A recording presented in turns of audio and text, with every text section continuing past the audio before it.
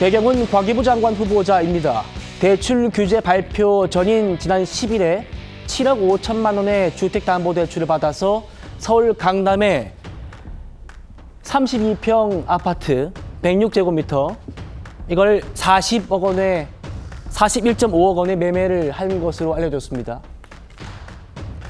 장관 후보자가 혹시 사전에 이재명 정부의 1호 부동산 대책 정보 알고 서두른 것 아닌가라는 의혹이 일고 있는데 일단 당사자는 부인하고 있습니다.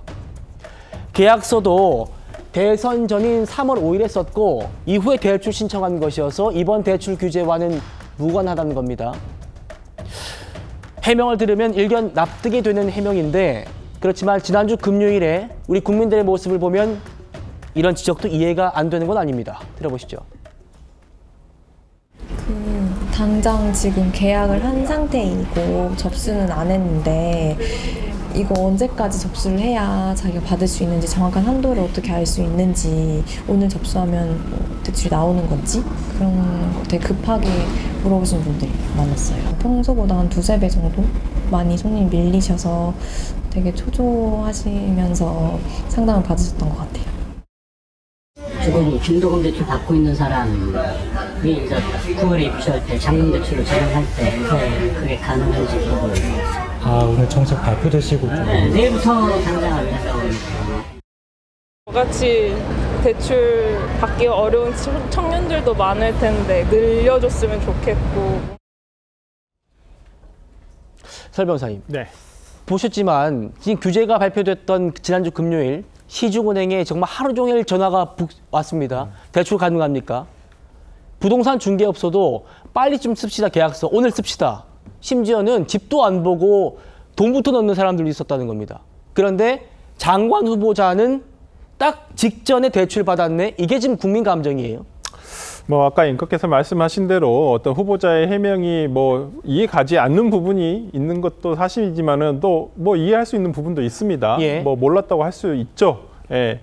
그만큼 지난주 금요일 날 오전에 있었던 어떤 규제책이 굉장히 충격적이었다는 것은 부인할 수는 없을 것 같습니다.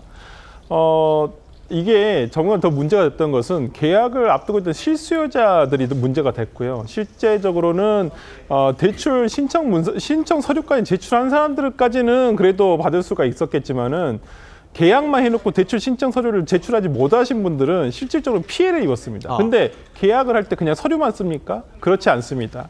보통은 가계약금을 최소한 걸거든요. 특히나 서울의 토지거래 허가구역에 있는 경우에는 가계약금만 내는 경우들이 많아요. 근데 가계약금도 계약금입니다. 그렇다고 한다면 매수인으로서는 더 이상 대출이 되지 않은 경우에는 이 집을 매수할 수 없다라고 하는 경우에는 그 계약금을 포기할 수밖에 없는 상황이 됐고요. 실입주자로서 순수한 피해자가 생기는 대책일 수밖에 없었다라는 부분 있는 것 같고요. 그리고 뭐 지금 배경훈 장관 후보자 같은 경우에는 뭐 7.5억을 받았다라는 거, 7억 5천만 원을 담보대출로 받았다는 부분, 나머지 부분은 현금으로 했다는 부분이죠. 이번 대책에서 드러나듯이 가장 맹점은 이 장관 후보자가 보여주고 있는 것입니다. 현금 부자만이 이 규제를 피해갈 수 있다는 것이거든요. 6억 정도의 6억이나 7억 정도의 어떤 대출만으로서 나머지 금액을 전부 다 부담할 수 있는 사람에게는 이번 대출 규제는 상관이 없었거든요. 41억짜리 집을 7억 5천 담보받았으면 34억 정도 있었다는 거군요. 그럼요. 그렇기 때문에 오히려 실수요자라든지 아니면 정말 뭐 아이들 때문에 집을 옮겨야 된다든지 뭐 이러한 진짜 실질적으로 거주를 해야 되는 분들은 오히려 이러한 대출 규제로 인해서 계약을 포기하게 되는 상황까지도 이르겠지만은 오히려 현금 부자인 경우에는 충분히 이러한 규제와 상관이 없었다는 것이거든요. 이번 대책이 이번 대출 규제 대책이 보여주는 맹점을 배경훈 장관 후보자가 직접 몸소 보여준 것은 아닌가라는 생각이 듭니다. 돌려 말하면 나는 현금 부자였기 때문에 굳이 그렇게 대출 규제 적용 대상 아니다라는 말로도 들릴 수 있다라는 말씀입니다. 야권에서는요, 이번 고강도 대출 규제가 지금 방금 말씀하신 이 일부 현금 부자들을 제외하고는 정작 실수요자들이 역차별받을 수 있다라는 지적이 나옵니다. 오늘 예결위에서도 이 문제가 나왔습니다.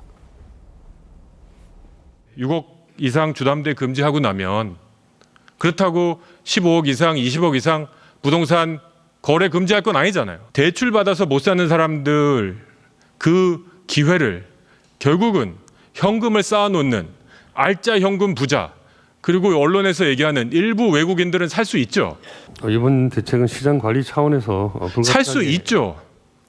정 강관님, 제가 말하는 게 어렵지 않습니다. 질문 안 하셔도 다 아시는 이야기인데. 아니 확인을 장관님이 의원의 질문 방식에 대해서 지금 훈결하실 필요는 없다고 생각하고요. 이번 정책의 효과를 보는데 시간이 얼마나 필요하다고 생각하십니까?